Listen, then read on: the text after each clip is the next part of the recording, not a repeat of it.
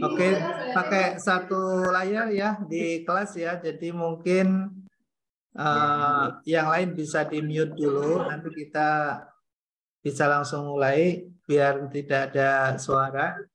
Saya kasih Nabila, datang nggak nih Mbak Nabila?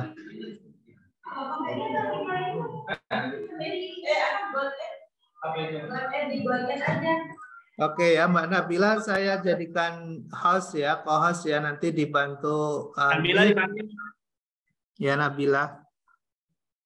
Saya kasih share jadi co-host nih Mbak Nabila, nanti temennya kalau ada yang mau tanya boleh dibuka mute-nya, unmute-nya ya. Nanti kalau yang lain boleh ditutup dulu. Suara saya terdengar nggak di sini? Halo? Kedengar, Pak. Dengar, Pak. Oke, bisa kita mulai saja ya. Oke, bismillahirrahmanirrahim. Assalamualaikum warahmatullahi wabarakatuh. Waalaikumsalam. Selamat pagi, salam sejahtera untuk kita semuanya. Mohon maaf, kita perkuliahan agak terlambat. Namun kita manfaatkan waktu aja sebaik mungkin ke depan. Ada 2 materi yang kita siapkan ya, materi untuk manajemen keuangan terutama. Nanti kita tambahkan materi berikutnya, manajemen strategi. Nah ini saya siapkan lebih dulu, yaitu pasar keuangan ya untuk manajemen keuangan, ya agar kita bisa dapatkan materi yang berimbang. Baik ya, kalau ada yang perlu dicatat, silakan dicatat. Kalau ada yang perlu nanti ditanyakan, bisa langsung ditanyakan. Kalau ada yang kurang jelas, ya boleh nanti di-cut. Nggak apa-apa, nanti lewat Mbak Nabila, saya jadikan co-host, nanti bisa dibuka unmute-nya. Ya. Oke, ini kita lanjutkan materi sebelumnya yang sudah kita jelaskan tentang manajemen keuangan, ya. Oke. Ini saya sambil cek ya, apakah terlihat nih slide-nya? Slide-nya terlihat? Terlihat, Pak. Oke, makasih. Pasar keuangan ya, pasar keuangan ini adalah merupakan bagian dari materi yang akan kita pelajari di dalam manajemen keuangan ya. Seperti halnya pasar barang. Jadi kita sudah pernah mengenal dan sangat mengetahui pasar gitu ya. Pasar itu tempat apa? Bertemunya antara penjual dengan pembeli ya. Nah, kalau barang yang diperjualbelikan maka disebut dengan pasar komoditas, ya. Pasar komoditas yang diperjualbelikan. Kalau di situ ada tawar-menawar dan ada transaksi di bidang keuangan, maka disebut dengan pasar keuangan. Jadi pelakunya adalah para lembaga keuangan. Contoh lembaga keuangan apa? Contohnya yang ada di pasar keuangan. Ada bank, ya. Betul, bank. Bank itu merupakan salah satu dari pelaku pasar keuangan. Terus selain bank ada nggak? Oh, lembaga keuangan selain bank ternyata ada. Ada yang namanya multi finance, ya, ada namanya lembaga pembiayaan atau perusahaan pembiayaan. Ada leasing, ya, mungkin kalau ada yang sudah bekerja sekarang, lalu ada pendapatan, lalu ingin beli kendaraan, biasanya untuk beli tunai kesulitan ya karena tidak punya uang yang cukup. Maka biasanya leasing ya, punya uang sedikit tabungan, mungkin 5 juta atau berapa, lalu jadikan uang muka, masuk ke leasing, kita cari kendaraan di dealer, lalu leasing yang akan membiayai gitu ya. Lalu kita mengangsur. Nah, di situ itu juga namanya pasar keuangan karena kita ada permintaan terhadap uang ya, kita ada butuh pembiayaan, lalu ada yang menyediakan untuk memberikan pembiayaan itu. Sehingga disitulah terjadi transaksi uang. Ya, transaksi uang artinya bukan suap menyuap, bukan gitu ya. Tapi ada transaksi di mana ada yang membutuhkan dan ada yang menyediakan, gitu ya. Yang menyediakan uang adalah leasing, gitu ya. Lalu yang membutuhkan uang adalah dealer, ya. Oke, ingat ya, yang butuh uang adalah dealer ya, bukan kita. Jadi dealernya yang dibayar oleh leasing, lalu kita membayar ke perusahaan leasing karena kita dapat barangnya, kita nggak dapat uangnya. Nah, bedanya kalau ke bank, ini ya bedanya kalau ke bank, kita datang ke bank, kita dapat uang kalau pinjam uang ya, kalau kita butuh dana ke bank. Tapi kalau Anda butuh uang, maka Anda datang ke leasing, Anda salah jalan ya. Ke leasing itu yang Anda butuhkan adalah barang. Oke. Nah, kita sudah mulai sedikit mengenal ya apa itu leasing. Mungkin ada yang belum pernah tahu gitu ya. Tapi saya yakin mahasiswa sudah tahu karena mungkin bapak kita, orang tua kita, saudara kita pernah ya berhubungan dengan leasing. Atau bahkan ada yang saat ini bekerja di leasing gitu ya, sebagai marketing atau sebagai admin gitu, ya sudah mulai tahu bahwa ada lembaga keuangan yang namanya leasing ya. Lalu kalau misalnya kita punya barang ya, kita punya barang, lalu kemudian kita ingin butuh uang tapi barangnya nggak mau dijual begitu ya. Barangnya kita sayang banget ya. Contoh misalnya apa? Misalnya mungkin barangkali pernah dapat kenang-kenangan gitu ya dari someone gitu ya, dari seseorang ya, dapat cincin misalnya ya, dapat cincin, cincinnya emas 24 karat gitu ya, ada tulisannya lagi ya di dalam cincinnya. Wah, kalau mau dijual sayang banget gitu, tapi butuh uang gitu ya. Nah ya udah, nggak perlu dijual gitu ya, diapain? Digadekan. Digadekan kemana kalau mau digadekan, mau menggadekan ya ke perusahaan pegadaian. Pegadaian sekarang ada yang punya pemerintah, ada yang punya swasta ya. Kalau punya pemerintah namanya perusahaan pegadaian.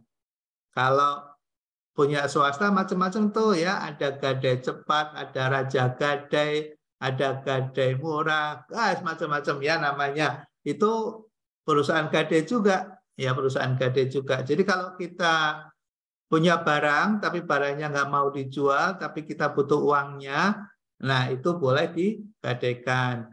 Kemana? Ke perusahaan gadai, namanya perusahaan pegadaian. Lalu misalnya kita ingin butuh dana juga, ya butuh dana juga, tapi kita nggak mau hutang. Coba bayangkan, butuh dana tapi nggak mau hutang. Kita punya usaha nih, ya kita punya usaha gitu. Kita butuh modal tambahan, misalnya kita sudah punya satu outlet, lalu kita ingin nambah outlet baru, tapi kita nggak mau hutang bank. Gimana caranya? Gitu ya. Gimana caranya? Mau gadai barang, nggak punya yang mau digadaikan, gitu ya. Lalu gimana? Ya masuk namanya ke perusahaan Ventura, ya perusahaan Ventura.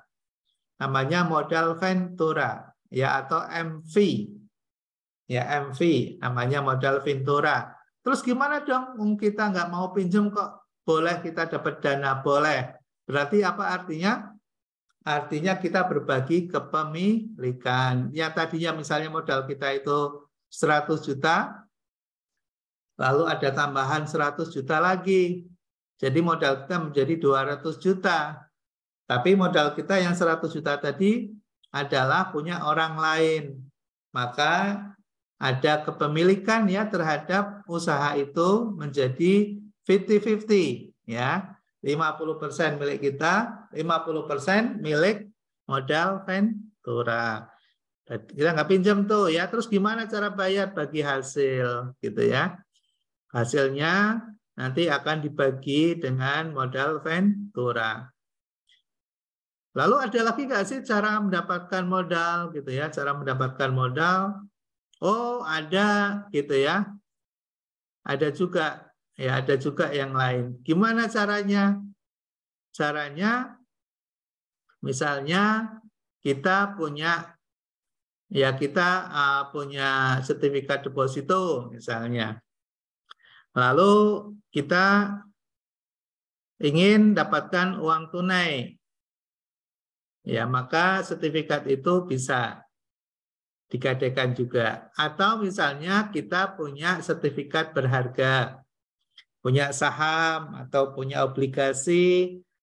Nah, kalau kita butuh dana gitu ya, butuh dana cash tunai untuk suatu transaksi penting itu misalnya, maka kita kalau punya aset berupa saham atau berupa obligasi, maka kita bisa jual ya. Di mana jualnya? Jualnya di pasar modal gitu ya. Nah, selain bank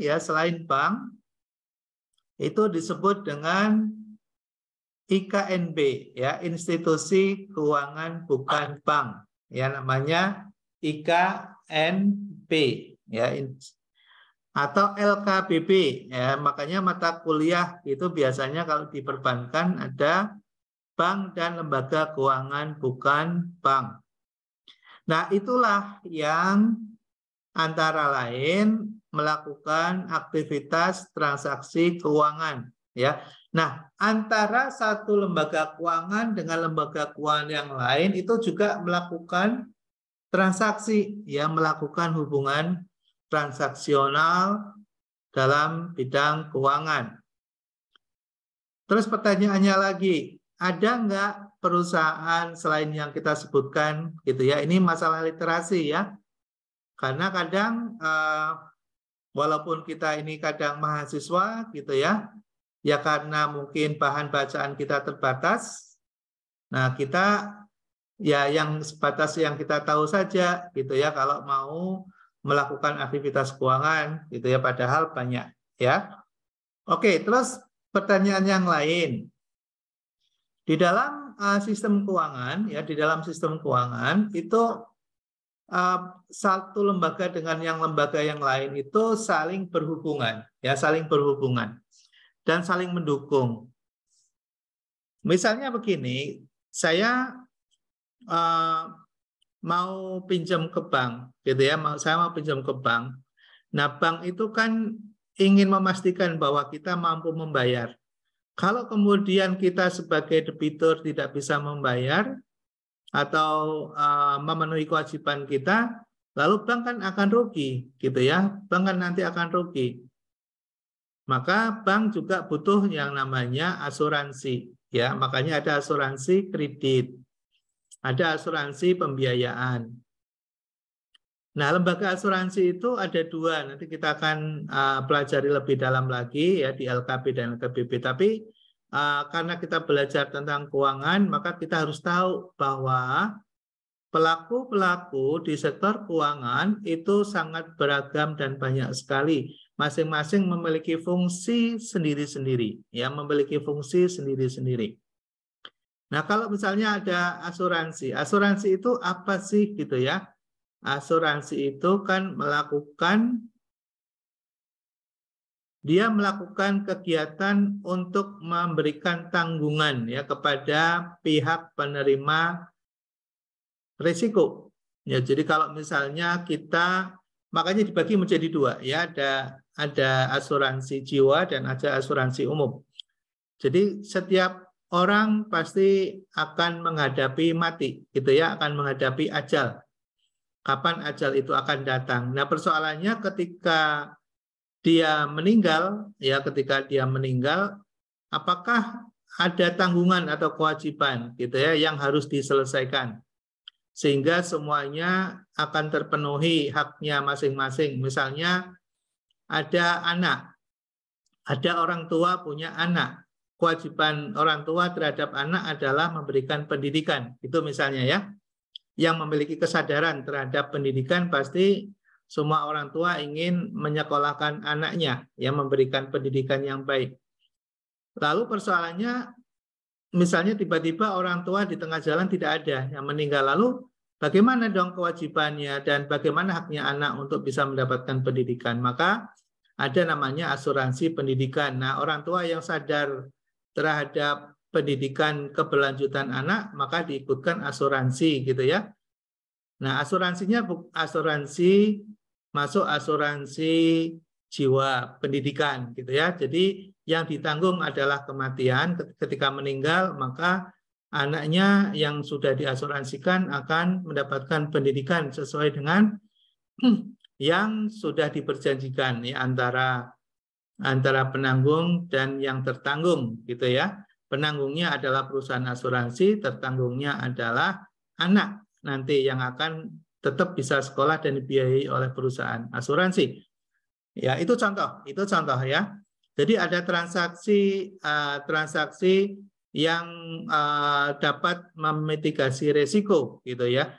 Nah, seseorang ada kebutuhan terhadap berbagai hal gitu ya. Nah, ketika dia berhubungan dengan keuangan, maka dia akan pasti akan berhubungan dengan lembaga keuangan. Ya, itu tadi asuransi. Itu asuransi. Lalu ada juga namanya perusahaan penjaminan. Jadi asuransi dengan perusahaan penjaminan berbeda ya. Kalau perusahaan penjaminan ini dia melakukan penjaminan terhadap lembaga, ya bukan terhadap orang tapi terhadap lembaga. Contoh, misalnya pemerintah punya program yang namanya KUR, ya kredit usaha rakyat. Lalu KUR itu disalurkan lewat bank penyalur, ya. Lalu bank penyalur akan memberikan kredit kepada UKM, misalnya kepada Anda, gitu. Nah, bank kan menghadapi risiko, ya risikonya apa? Risikonya kalau gagal bayar, si nasabah atau debiturnya gagal bayar, maka bank akan mengalami kerugian ya karena ternyata debitur tidak bisa membayar. Tapi dengan adanya lembaga penjaminan, gitu ya, dengan adanya lembaga penjaminan, maka risiko gagal bayar tadi yang mestinya bank mengalami kerugian itu nanti akan dibayar oleh perusahaan penjaminan. Ya. Jadi dia menjamin kalau ada kegagalan maka akan diselesaikan kewajibannya, gitu. Oke ya. Jadi kalau penjaminan itu selalu ada 3 pihak ya. Pihak penjamin, pihak yang dijamin serta pihak tertanggung, gitu. Jadi yang tertanggungnya adalah debitur, gitu ya. Kemudian penjaminnya adalah perusahaan penjaminan, gitu ya. Yang dijamin adalah perusahaan keuangan, gitu ya. Nah, disitulah namanya ekosistem, ya ada ekosistem keuangan, ada sistem keuangan, gitu ya. Ada ekosistem, ada sistem, gitu ya. Kalau ekosistem itu ada lingkungan, yaitu berupa institusi atau lembaga-lembaga, tapi kalau sistem adalah fungsi-fungsi, ya fungsi-fungsi yang melakukan konektivitas atau hubungan kerjasama menjadi bagian yang tidak bisa dipisahkan, ya menjadi bagian yang menjadi satu kesatuan yang tidak bisa dipisah-pisahkan ya dalam suatu sistem kerja. Ya, makanya keuangan itu menjadi suatu sistem karena perusahaan keuangan itu tidak bisa berdiri sendiri. Dia pasti membutuhkan institusi atau lembaga keuangan lain. Ya, seperti yang saya ceritakan tadi ya, perusahaan asuransi, misalnya perusahaan leasing misalnya, pertanyaannya leasing itu modalnya dari mana? Nah, gitu ya. Ya, leasing dapat modal dari bank, gitu ya. Jadi kalau tidak ada bank, leasing juga tidak bisa hidup karena dia hidupnya ya uangnya berasal dari bank. Bank juga butuh leasing karena butuh penyaluran, ya. Karena apa? Bank tidak boleh memberikan pembiayaan berupa barang. Ya, bank tidak boleh memberikan pembiayaan berupa barang. Maka dia butuh yang namanya leasing. Kalau ada orang butuh barang, maka orang datangnya bukan ke bank, tapi datangnya ke leasing gitu ya. Leasingnya dapat uang dari mana? Dari bank, gitu ya. Lalu kalau kemudian debiturnya meninggal, nanti leasingnya rugi dong. Nanti nggak bisa dapat pembayaran dari apa? Dari debiturnya yang meninggal. Oh tidak, gitu ya. Kenapa? Karena nanti akan dibayar oleh asuransi, gitu ya. Loh nanti asuransinya rugi dong, masa dia akan bayarin gitu ya? Akan bayarin apa namanya? Bayarin si debiturnya yang meninggal itu misalnya ya. Oh tidak juga, karena asuransi dapat penjaminan ya. Mungkin bagi kita atau mahasiswa yang tidak memahami sistem keuangan ini ya, ya mungkin belum terpikirkan sampai ke situ. Tapi karena kita sudah belajar tentang keuangan, maka mestinya sudah mulai harus tahu bahwa kita ada hidup ini dalam sebuah ekosistem ya, dan kita tidak bisa lepas dari sistem itu ya, dari sistem keuangan. Ya sebagai contoh misalnya kita membayar uang kuliah saja ya. Sekarang mungkin jarang yang membayar secara tunai ya. Transfer ya, harus transfer dulu ya, transfer. Kita punya rekening di bank, lalu kemudian kita transfer. Ya, ada payment, ada pembayaran juga, bayar listrik, beli kuota gitu ya. Sekarang sudah nggak pakai, sudah cashless ya, kita pakai beli menggunakan mobile banking atau mobile phone gitu ya, sudah selesai. Ya, jadi itulah sistem keuangan bekerja yang membantu memberikan kemudahan kepada manusia dan juga kepada pemerintahan, negara, dan industri serta perusahaan ya dalam menjalankan fungsinya masing-masing. Ya, oke. Nah, lalu dari jenisnya kita bisa melihat dan membedakan pasar keuangan itu dibagi menjadi dua. Ya, ada pasar uang, ada pasar modal. Ada pasar uang, ada pasar modal. Kalau pasar uang itu jangka pendek. Kalau pasar modal jangka panjang. Artinya apa? Kalau kita mau datang ke lembaga keuangan perbankan, maka sebetulnya yang kita butuhkan adalah kebutuhan keuangan jangka pendek. Jangka pendek itu berapa? Kurang dari 5 tahun. Ya, tapi kalau misalnya mau berinvestasi atau mau membutuhkan dana jangka panjang, maka masuklah ke pasar modal, gitu ya. Oke. Lalu apalagi yang perlu kita ketahui dari sistem keuangan? Sistem keuangan itu menjalankan fungsi-fungsi tabungan, ya, fungsi penyimpan kekayaan, fungsi likuiditas, fungsi kredit, fungsi pembayaran, dan fungsi kebijakan. Ya. Yang dimaksud dengan fungsi tabungan apa? Ya, di dalam sistem keuangan kita bisa menyimpan, kita bisa menaruh dana kita yang untuk sementara agar aman ya dalam tabungan ya di bank. Ya, jadi ada fungsi tabungan. Coba kalau kita tidak punya bank, maka aset uang yang kita miliki berisiko tinggi untuk hilang ya.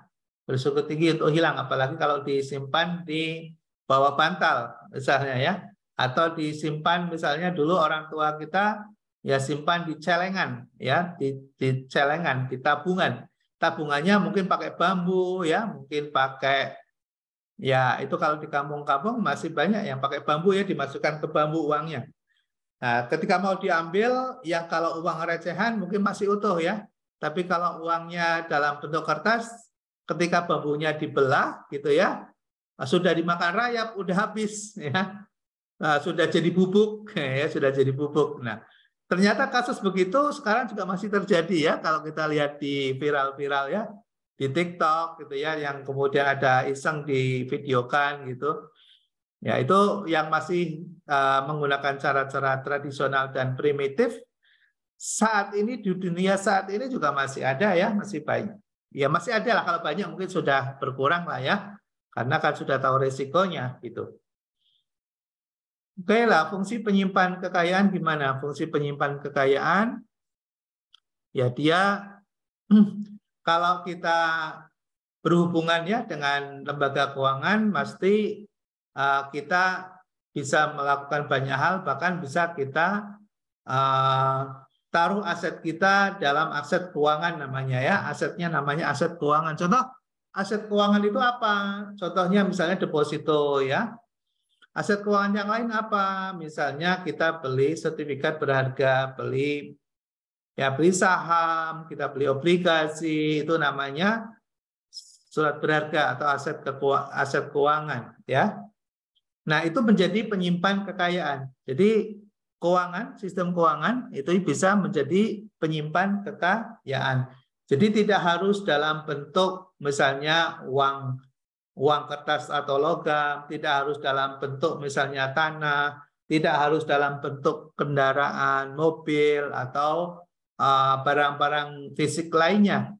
Ya, bahkan ada orang yang mungkin kelihatannya sederhana gitu ya, rumahnya biasa-biasa saja, mobilnya cuma satu, kendaraan cuma satu, bisa jadi asetnya miliaran, puluhan miliar gitu ya. Oh, ternyata dia tidak beli tanah, dia tidak beli rumah, dia tidak beli mobil mewah, tapi ditaruh ya uangnya itu misalnya di saham, misalnya, atau di deposito, misalnya. Sehingga tidak kelihatan gitu ya bahwa dia punya uang banyak sebagai orang kaya, kelihatan orang biasa-biasa saja gitu ya. Nah, itu namanya aset keuangan ya, dia menyimpan dalam bentuk aset keuangan. Oke. Lalu fungsi likuiditas itu apa? Fungsi likuiditas itu kalau sewaktu-waktu kita butuh dana, nah yang tadi kita simpan tadi, aset-aset keuangan yang kita simpan itu cepat sekali untuk kita likuidasi, untuk kita jadikan uang, untuk dilikuidkan, ya, untuk ditunaikan, untuk menjadi uang tunai, itu cepat.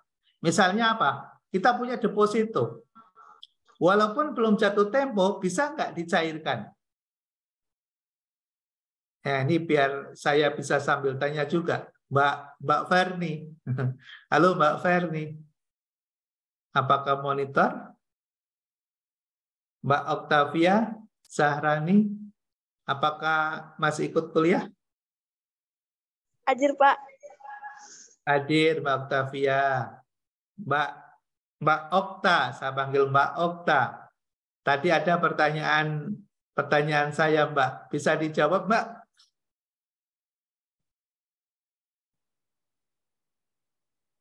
Halo, Mbak Okta. Iya, Pak. Oke. Menyimak pertanyaan saya, Mbak.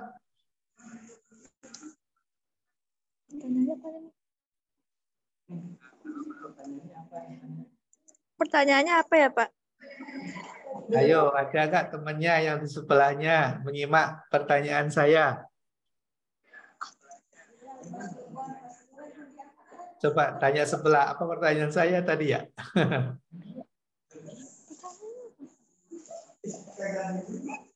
Kalau punya, ini pertanyaannya gini ya, kalau punya deposito, kita butuh uang mendadak, apakah depositonya bisa dicairkan? Bisa, Pak. Bisa, iya. Good. Ya, jadi kalau kita punya aset keuangan, misalnya dalam bentuk deposito, gitu, kita butuh uang mendadak tiba-tiba, maka deposito bisa dicairkan. Ya, hari itu juga bisa dapat uang tunai. Gitu ya, Pak Okta ya? Iya, Pak. Oke, good. Terus kalau misalnya gini, kita punya tanah, lalu hari ini saya butuh uang, saya ingin jual tanah saya, hari ini juga pasti laku nggak, Mbak Okta? Belum tentu sih, Pak. Oke, belum tentu ya. Jadi jawabannya pas banget ya, belum tentu ya. Kenapa? Karena untuk beli tanah itu orang lihat dulu ya, strategis apa enggak, kemudian bisa dijual lagi dengan cepat apa enggak, butuh apa enggak, gitu ya. Banyak pertimbangan orang beli tanah, apalagi kalau tanahnya itu luas. Maka belum tentu orang punya uang banyak untuk beli, butuh waktu, ya. Nah, kalau kita punya aset keuangan itu cepat, ya apapun aset keuangan kalau kita butuh jualnya cepat, ya jualnya cepat. Misalnya apa? Butuh saham, ya butuh saham. Ini saya mau tanya nih Mbak Dewi, ada nih Mbak Dewi di sini, Dewi Ramawati. Halo Mbak Dewi, Iya, Pak. masih menyimak ya Mbak Dewi ya? Iya, Pak. Masih, Pak. Oke, saya mau tanya Mbak Dewi, kalau Mbak Dewi punya saham nih, kemudian butuh uang cepat, sahamnya bisa dijual nggak, Mbak Dewi? Bisa.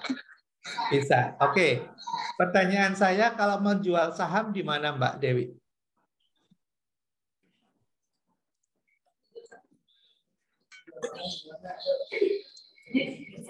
Kalau jual saham di mana Mbak Dewi?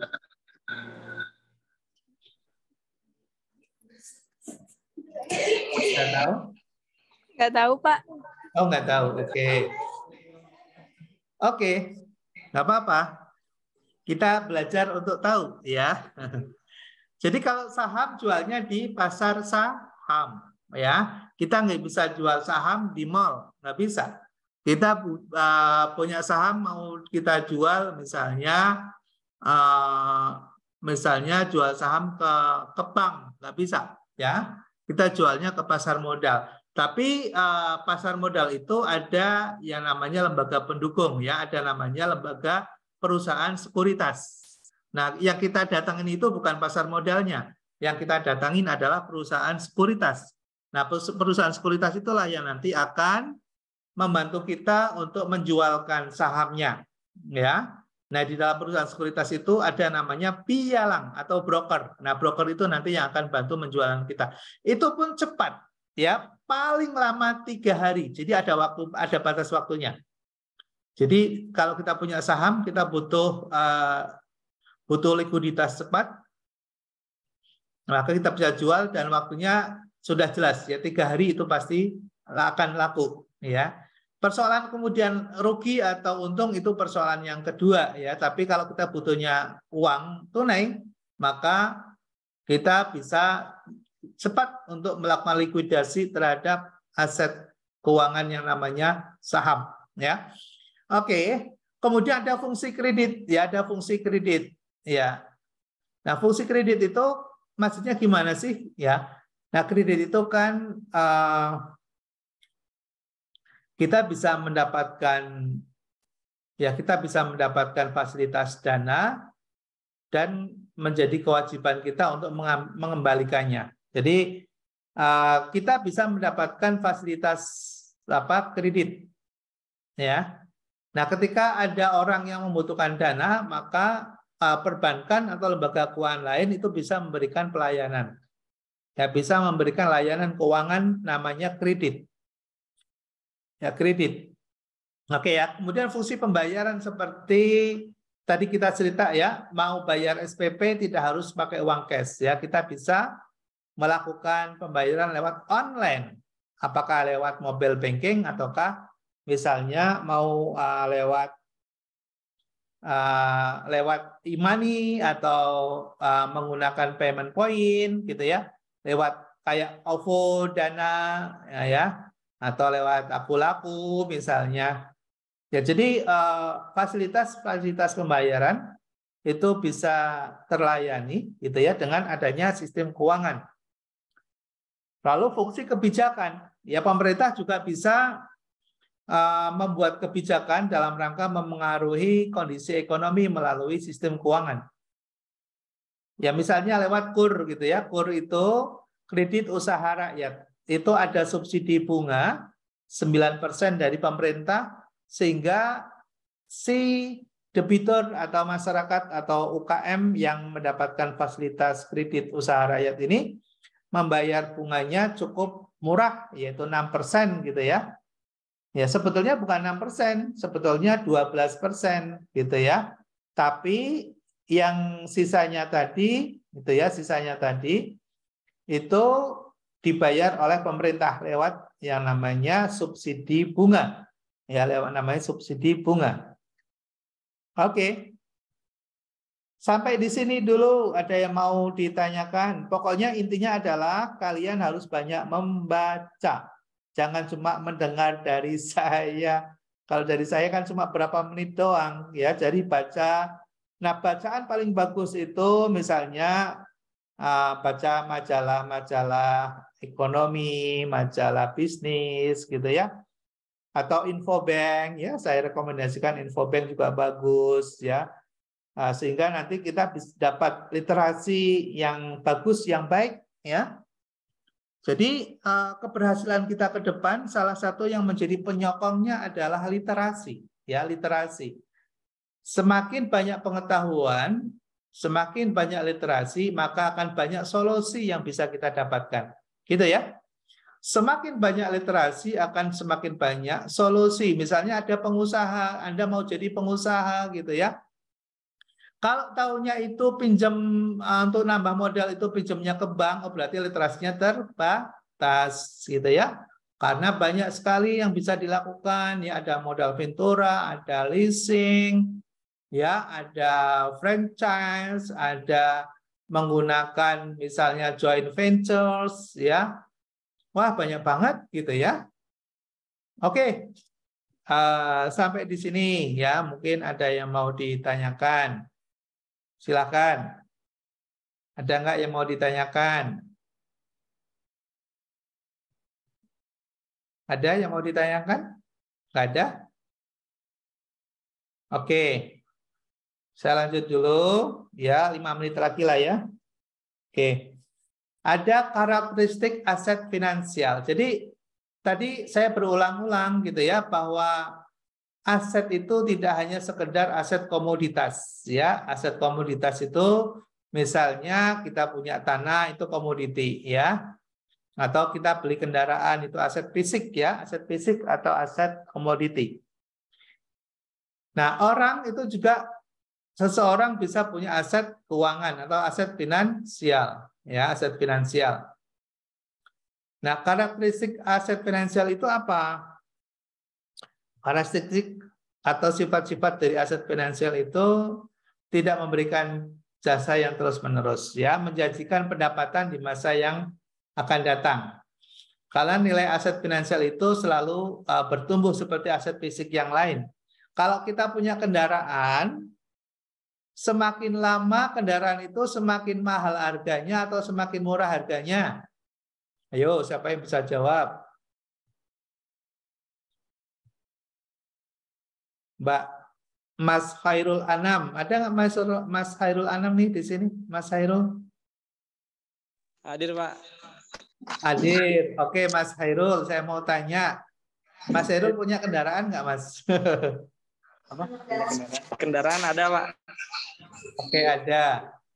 Mas, semakin lama kendaraannya Mas Khairul semakin mahal atau semakin murah? Semakin murah, Pak. Oke, Mas Khairul, pintar, good. Jadi kalau kita punya aset barang, itu makin lama makin murah nilainya, ya. Turun nilainya, ya, turun nilainya. Sekarang kalau saya mau tanya, kalau kita masukkan deposito misalnya, ya kita punya uang, misalnya bisa beli kendaraan sih 20 juta ya, 20 juta bisa beli kendaraan. Nah, pada waktu yang sama misalnya kita taruh dalam bentuk deposito. Nah, deposito itu namanya aset finansial. Deposito itu adalah aset keuangan namanya ya. Nah, kalau kita masukkan deposito itu biasanya dapat apa, Mas Hairul? Mas Hairul? Iya, Pak. Mas Hairul pernah punya deposito nggak? Belum pernah, Pak. Tapi pernah mendengar deposito? Pernah. Kalau orang deposito itu dia dapat imbalan nggak, Mas?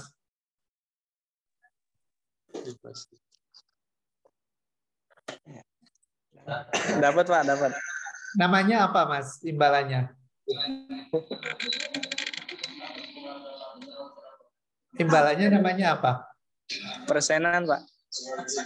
Persenan, ya. Nah, itu temannya tadi ada yang kasih tahu tuh, ya dapat bunga gitu ya. Dapat bunga namanya. Kalau itu bank konvensional ya dapat bunga. Tapi kalau bank syariah dapat apa namanya? Dapat bagi hasil, Pak. Iya, dapat bagi hasil. Good. Jadi kalau kita punya uang ditaruh dalam deposito, apakah di bank syariah atau di bank konvensional, kita akan dapat imbal jasa, ya, berupa bunga atau dapat berupa bagi hasil. Artinya apa? Tambah jumlahnya, nominalnya bertambah. Misalnya kita punya uang 20 juta, dapat 10% per bulan, per tahun 10%. Dapat bunga misalnya 10% per tahun. Berarti di tahun kedua, uang 20 juta itu akan bertambah berapa? Menjadi berapa, Mas Hairul? 22 juta, 22 juta. 22 juta, good. Ya, jadi artinya bertambah atau berkurang uangnya? Bertambah, Pak. Yes, bertambah. Good. Udah paham ya sekarang ya. Jadi aset keuangan itu kalau kita punya, dia nilainya akan tambah. Ya, dia nilainya akan bertambah. Gitu ya. Oke, sampai di sini dulu udah bisa membedakan ya aset keuangan dengan aset barang? Sudah bisa bedakan? Sudah, Pak. Oke, good. Jadi itu nanti berlaku untuk semuanya, Mas, ya, Mbak semuanya di sini. Ya, bedanya antara lain itu. Kalau aset keuangan dia bertambah, kalau aset barang nilainya turun, gitu ya. Kecuali ada kecuali aset barang yang nilainya bisa bertahan bagus atau bahkan meningkat apa? Ada yang tahu nggak? Emas, tanah, Pak. Yes, good. Udah pinter nih, ya. Jadi Mas ya, ada Mas Hairul ya kan? Ada Mas siapa lagi nih? Ada. Mas Fikri. Kok saya lihatnya cuma Mas Hairul aja ya, yang lain ada nggak sih? Nggak kelihatan yang lain. Mas Agam, ada Mas Agam? Mas Agam? Mana sih nggak itu? Mas Agam. Ada Mas Agam. Nah, Mas Agam itu nilainya tambah terus tuh Mas Agam ya. Jadi mbak-mbaknya itu Mas Agam kalau mau beli. Iya, Pak. Ya, Mas ya, betul kata Mas Hairul tadi. Ya. Oke, good. Nah, terus apalagi tidak dapat didepresiasi ya. Kalau barang selain emas itu didepresiasi, nilainya turun. Nilainya turun ya. Kita punya laptop, nilainya turun. Kita punya handphone itu misalnya belinya 12 juta nih, ya mahal sekarang 12 juta. Itu kalau kita udah beli, udah dipakai, jual lagi bisa separuh harga itu ya. Nilainya langsung anjlok gitu ya. Oke. Lalu apalagi karakteristik selain itu ada namanya sertifikat ya. Jadi kalau kita punya aset finansial itu tanda kepemilikannya berupa sertifikat ya, berupa sertifikat. Jadi kalau kita kehilangan sertifikat maka berisiko ya karena nanti kita akan kehilangan tanda kepemilikan ya. Lalu apa? Biaya mobilisasi itu rendah ya. Kalau kita punya aset keuangan itu kita nggak perlu bawa kemana-mana ya. Kalau kita bawa aset berupa apa? Misalnya berupa meja kursi ya, kita mau pindahan aja susah bawanya ya. Tapi kalau kita punya aset keuangan nggak kelihatan ya. Kalau kita punya aset nilainya bisa ratusan juta tapi nggak kelihatan, gitu ya. Mudah dialihkan, cepat dialihkan, itu aset keuangan. Ya, jadi kalau Anda suatu saat misalnya sudah berduit gitu ya, sudah berduit ya, sekarang pun berduit juga gitu ya. Tapi gampang cari rezekinya gitu ya. Mudah dapat pekerjaan gitu ya, uangnya cepat banyak gitu. Nah, kalau kita wise dan well literated ya, well known gitu ya, well knowledge gitu. Nah, kita bisa cari alternatif aset yang tidak orang bisa lihat, nah gitu ya. Nah, namanya aset keuangan. Oke, saya kira demikian. Ini contoh-contoh perusahaan-perusahaan tadi ya. Nanti bisa dibaca tuh apa perusahaan modal ventura, apa perusahaan asuransi, apa perusahaan multifinance gitu, apa perusahaan anjak piutang gitu. Nah, itu harus diketahui oleh semua mahasiswa tuh bedanya apa. Apa masing-masing memberikan layanan keuangan apa itu ya, baca lagi literasinya, banyak sumbernya ya. Nah, nanti tugasnya ya minggu depan dikumpulkan ya tugas. Jadi ada tugas kalian bedakan ya lembaga keuangan satu dengan lembaga keuangan yang lain. Ditulisnya pakai pulpen. Saya nggak mau dikerjakan pakai laptop. Jadi ditulis saja ya pakai kertas ya, pakai kertas HVS atau kertas apa namanya folio boleh ya, pakai folio boleh, ditulis aja ya, ditulis. Jadi belajar itu ada 4 cara ya, membaca, mendengar, ini sekarang mendengar ya, membaca, mendengar, melihat ya, mengerjakan dan menulis ya. Jadi ketika kita menulis itu mind kita, otak kita bekerja ya. Nggak mungkin kita nulis tidak sesuai dengan yang kita pikirkan. Misalnya begini, saya mau menulis apa nih, surat cinta gitu ya.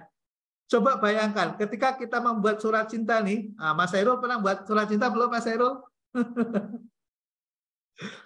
Mas Hairul?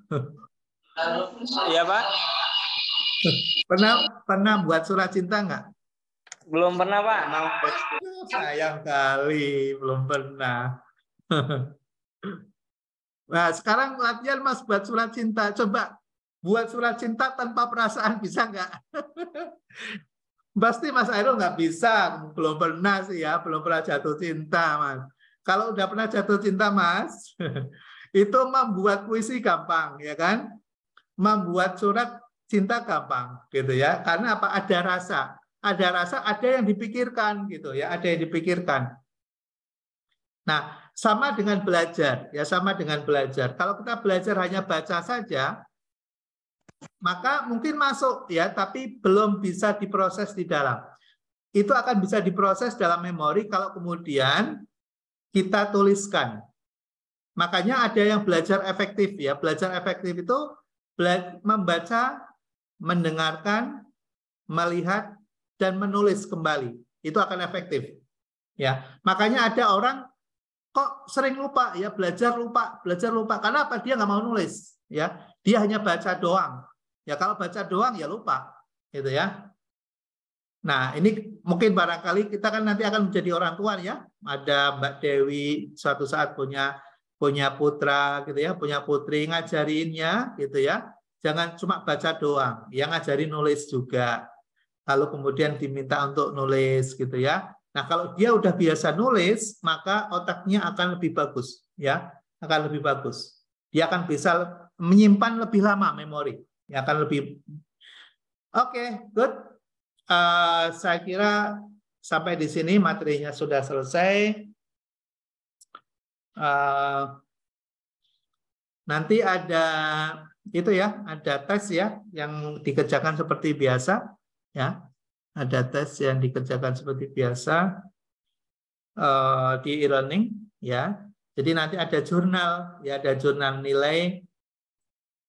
Nanti bisa diketahui ya jurnalnya, nilainya. Sampai di sini, terima kasih. Kalau ada pertanyaan, silahkan. Pak, maaf. Ya, Ya, Pak, mohon maaf. silakan. Ingin bertanya. Mbak Nila, silakan Mbak Nila. Rame banget di kelas, Pak, jadi bingung mau bicara. Jadi di klasifikasi lembaga keuangan itu ditulis itu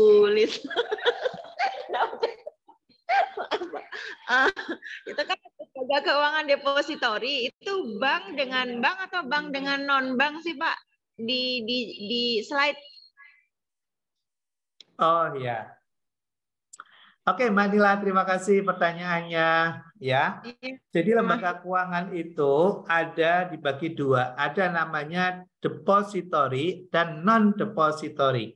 Ya, boleh juga kita mengartikan yang depository itu adalah bank, yang non-depository itu adalah LKBB atau lembaga keuangan bukan bank. Gitu ya, boleh juga.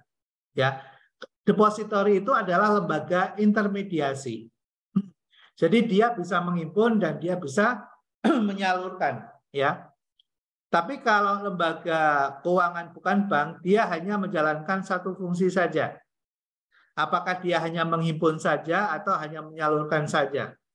Maksudnya menghimpun itu apa? Menghimpun dana dari masyarakat. Contohnya apa? Bank itu bisa menarik tabungan, itu namanya menghimpun. Tapi multifinance tidak boleh menghimpun dana, ya. Dia bolehnya hanya menyalurkan. Makanya kalau Anda datang ke perusahaan leasing atau multifinance, Anda bawa uang 100 juta pun, Anda mau taruh di situ, dia nggak bisa terima. Sorry, gitu ya. Sorry, saya nggak terima tabungan atau deposito. Saya nggak terima simpanan. Itu, ya. Jadi kalau depository, dia bisa menjalankan fungsi funding dan fungsi lending. Atau kita sebut dengan depository atau non-depository bagi lembaga yang tidak bisa menjalankan kedua fungsi itu. Ada lagi yang lain? Cukup Terima jelas, kasih. Mbak Mila? Ya, sama-sama. Terima kasih. Pak, Ya, Mas Hairul, silakan. mau nanya soal tugas, Pak. Ya, Apa ya? ya. Oh iya, maksudnya gimana, Pak? Oh, tugasnya nanti saya share ya. Habis ini saya share. Habis ini saya share apa yang harus dikerjakan dan kemudian nanti cara mengirimkannya gimana, gitu ya. Nanti saya kirim nanti lewat grup setelah ini. Oke. Baik, terima kasih. Kalau tidak ada, kita cukupkan sampai di sini untuk untuk manajemen strategi, bicara tentang visi misi ya, kemarin sudah saya sempat singgung ya di dalam pertemuan sebelumnya, bagaimana visi dan misi itu harus ada di dalam rencana setiap orang dan rencana setiap perusahaan gitu ya. Nanti seperti apa sih visi misi? Nanti silahkan ya, bisa dibaca di dalam materi yang sudah saya share gitu ya. Ini mudah sekali kan, ini teori sekali ya, teoretik sekali, dan sudah familiar juga, kita sering mendengar apa itu visi, apa itu misi gitu ya, contohnya di mana gitu ya, ada contohnya juga. Lalu kemudian ketika kita mendapati suatu visi, lalu kemudian apa yang dampaknya terhadap perusahaan atau terhadap kita gitu ya, ada visi itu. Ya, visi misi itu menjadi bagian penting nanti di dalam perencanaan strategis ya suatu perusahaan, karena dia yang menjadi acuan, kemudian juga nanti akan menjadi salah satu pertimbangan dalam melakukan suatu rencana-rencana turunannya, misalnya rencana aksi, ada rencana bisnis gitu. Nah, rencana bisnis, ada rencana aksi atau bisnis plan, itu merujuk pada visi dan misi yang dimiliki oleh perusahaan itu, ya. Jadi kalau kita lihat urut-urutannya, ya visi misi itu akan menjadi acuan bagi rencana strategis, gitu ya. Lalu contohnya apa? Nanti bisa dilihat nih ya. Contohnya apa? Visi itu apa, gitu ya. Kemudian gimana cara membuat visi? Nah, ringkas. Tidak lebih dari 10 kata, nanti tinggal dievaluasi saja kalau membuat visi ya. Kemudian apakah bisa memberikan inspirasi atau tidak? Kira-kira bisa dipercaya tidak gitu ya? Memberikan semangat tidak gitu ya? Nanti dibaca. Lalu kemudian bisa dibuat apa namanya contoh, membuat visi dan misi ya. Bikin visi dan misi. Ya, bikin visi dan misi.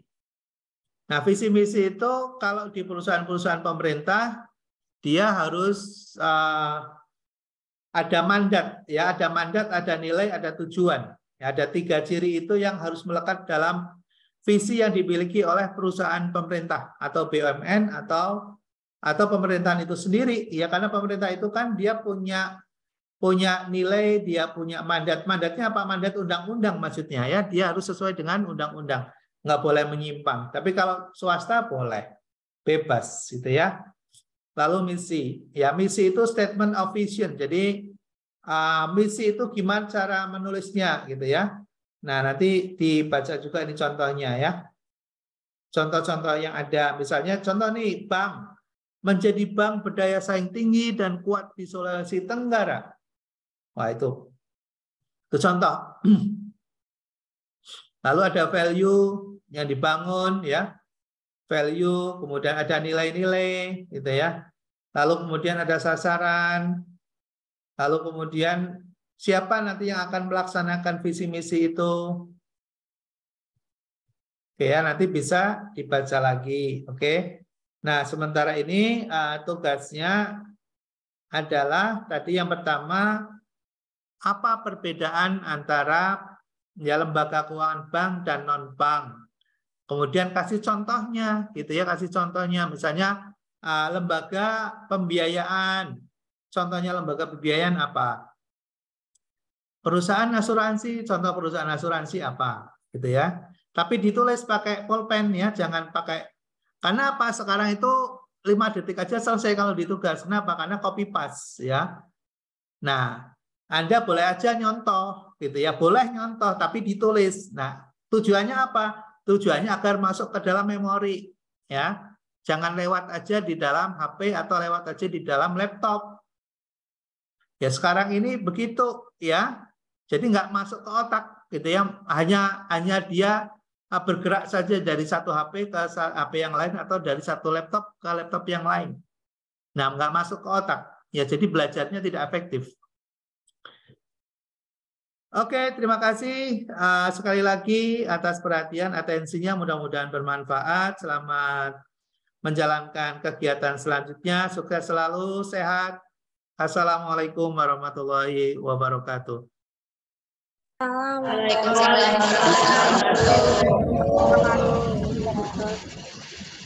Terima kasih. Kita close.